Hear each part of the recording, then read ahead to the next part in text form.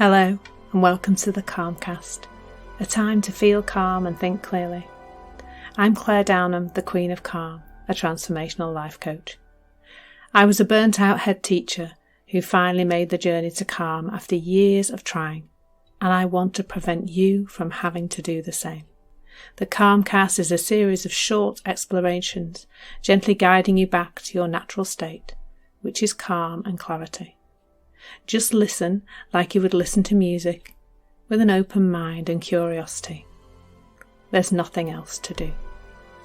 Now let's relax into today's episode. So today we're exploring fear of the unknown. And it came up to do this because it comes up a lot in conversation, not just in the conversations I have with the people I work with, but often it comes up in conversation, particularly at the moment when we're going through an interesting time in history. And I really started to see something about this whole concept of the fear of the unknown quite some time ago.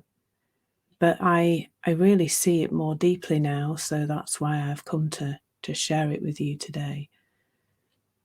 There is something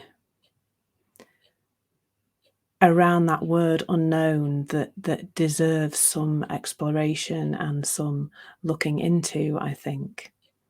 And any word that you put "un" in front of kind of negates it, doesn't it? So if we think about the known, what we actually know, well, what do we actually know? Actually, that's a big question, isn't it? But there might be some things you know right now in this moment, like what you're eating for breakfast or what you're doing while you're listening to this live, or whatever you happen to be involved in. And then we put "un" in front of it, and then there's nothing. That is the thing with this concept of the fear of the unknown, that as soon as we take the word known and put "un" in front of it as a prefix, I remember from my primary school teaching days, that negates it, and therefore we've got nothing, that there's nothing known at all. Now, if we could sit with that, how wonderful would that be? If we were okay with the space, with the gap, with the unknown, then I suspect we would find a whole lot of calm and peace there. Now, we don't do that, do we? Because when there's a space, there seems to be something within us that wants to fill that space. And we do that in so much of life, like how busy we can make ourselves, and when we see something in our environment and then we attach a big story to it, that there's all of that going on all the time. And when we talk about fear of the unknown, we've generally filled the space where the unknown was with some stuff from our store of memories and ideas about how life works. So we will take the past and project that into the future. So where there was unknown, there will be a made-up story about the future. Probably, well, definitely based on what is intellectually already in our headspace, what is already in our store of thoughts.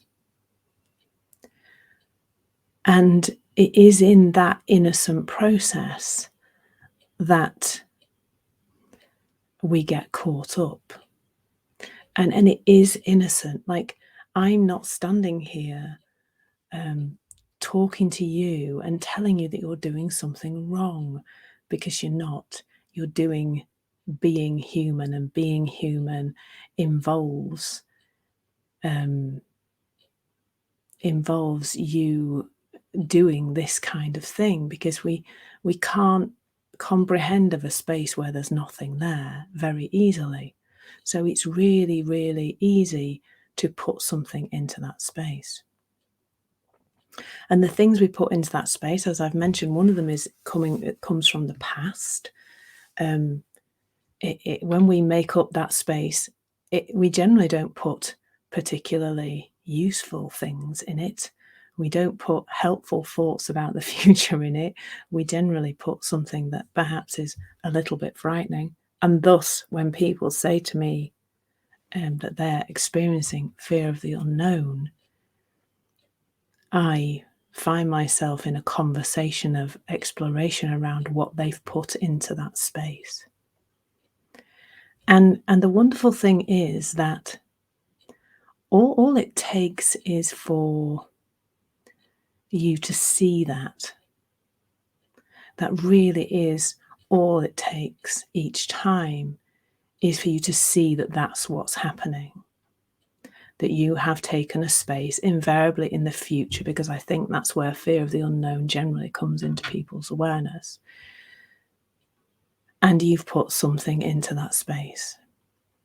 And when you see that you're doing that, it's like the wonderful Eckhart Tolle quote, which I'm probably about to misquote, is that as soon as you become aware that you are not in the present moment, you fall into the present moment. As soon as you become aware that you are filling up that unknown space with some things you have collected together and made up and put into that space, not consciously, not deliberately, but that is what the system is doing. It allows you to just have a different relationship with those things that you have put into that unknown space. It allows you to feel lighter about them, I think.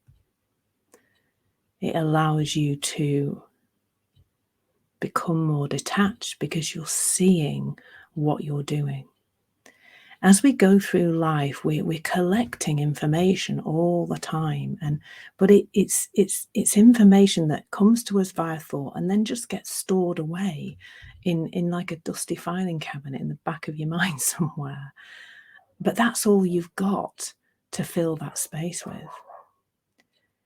And the exciting thing is that when you allow that space to be, when you don't fill it with your made up stories about the future, made up from what's stored in your intellect, when you do that, from that space, the most amazing things can happen. It can really allow you to connect to your intuition. But it starts with allowing that space by seeing that what you're filling the space with is not helpful, not true, not real. It's like you've gone into that filing cabinet and just picked out 5 random dirty folders and gone, oh, yeah, that's what fits in the unknown space. I'll just shove that in there. And discovering that it's just a random collection of stuff that isn't even connected to each other. And that's why sometimes we can make up real horror stories about the future in this unknown space, because it really is an awful lot of random stuff that's been collated together by us. So what's helpful, I think, is to see that this is how it works. Like, what you choose to do in the moment to help yourself, to help yourself see this, to help yourself let go of it, whatever it is will be what makes sense to you. And what makes sense to me will be different. But it comes from that place of knowing. It always comes from that place of knowing that there is nothing in the unknown, that it is being made up by you in the moment, and not deliberately, of course, innocently. And that really, as soon as you see that, it will start to melt away, because that's just how the system works. When you catch it, it stops. And how you choose to catch it will be up to you. It's just about keeping on looking in this direction and realising that this is the truth about where your experience is coming from. Thank you so much for listening. There's nothing to do now but bring some awareness to how this is working out in your life. Listen regularly to experience longer and longer periods of calm. This has been the Calmcast with Claire Downham, Queen of Calm. Take care and keep listening.